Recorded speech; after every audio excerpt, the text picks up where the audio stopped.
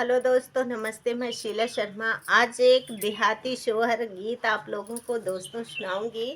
फुल आवाज़ करके गीत को सुनना और ज़्यादा से ज़्यादा शेयर करना, कमेंट के माध्यम से बताना हमारी आवाज़ में गीत कैसा लगा। आइए सुनिए, इस गीत के भाव को ज़्यादा से ज़्यादा समझना दोस्तों।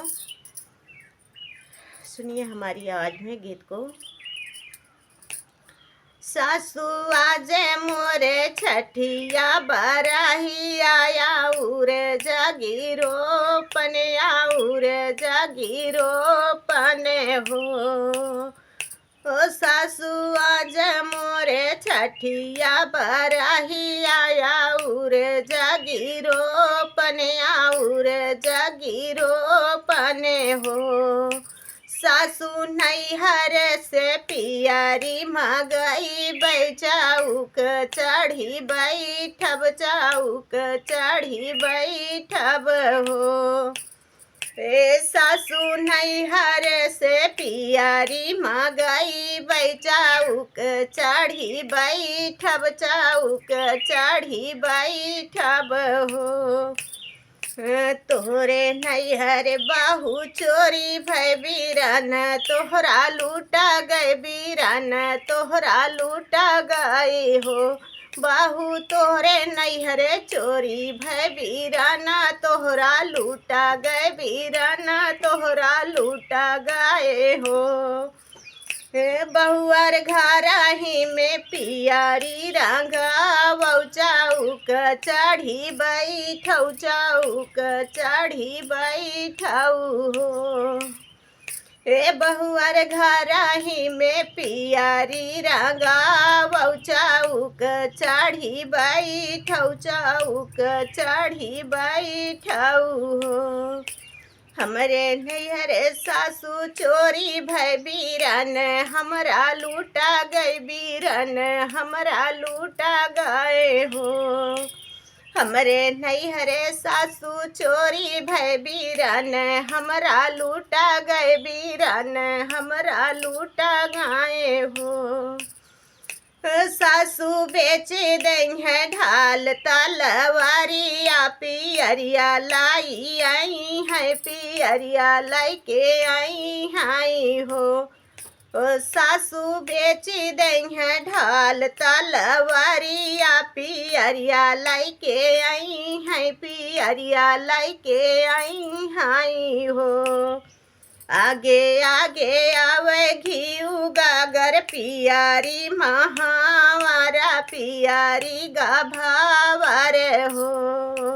आगे आगे आवे घीऊ गागर पियारी गाहा भर पियारी गाहा भर हो। सासू नीले घोड़े आम बीरन भैया तो गाड़िया भाऊजिया मैं गाड़िया भाऊजिया मैं हो।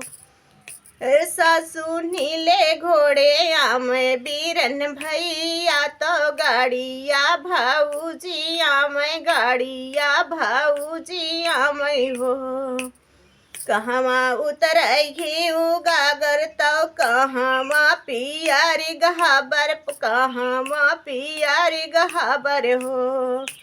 कहवा उतर घीऊ गागर कहवा पियारी गहाबर कहवा पियारी गहाबर हो। सासू कहवा मिलाऊ बीरन भैया तो कहवा भाऊजी आपन कहवा भाऊजी आपन हो। सासू कहवा मिलाए बीरन भैया तो कहवा भाऊजी आपन कहवा भाऊजी आपन हो। द्वारे उतर घीऊ गागर तो पियारी गहाबर पियारी गहाबर हो। द्वारे उतर घीऊ गागर तो पियारी गहाबर पियारी गहाबर हो। बहुअर द्वारे मिले बीरन भैया तो आंगने भाऊजयापन आंगने भाऊजयापन हो।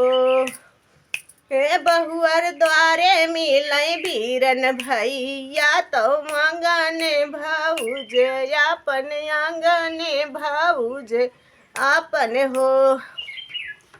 तोहरे नैहरे भैया चोरी भये बीरन हमरा लूटा गए बीरन हमरा लूटा गाए हो। तोरे नैहरे भैया चोरी भय बीरन हमरा लूटा गए बीरन हमरा लूटा गए हो। बहनी बेची दे बसीरे कई पगड़िया पियरिया लाई आई बई पियरिया लाई आई बाई हो।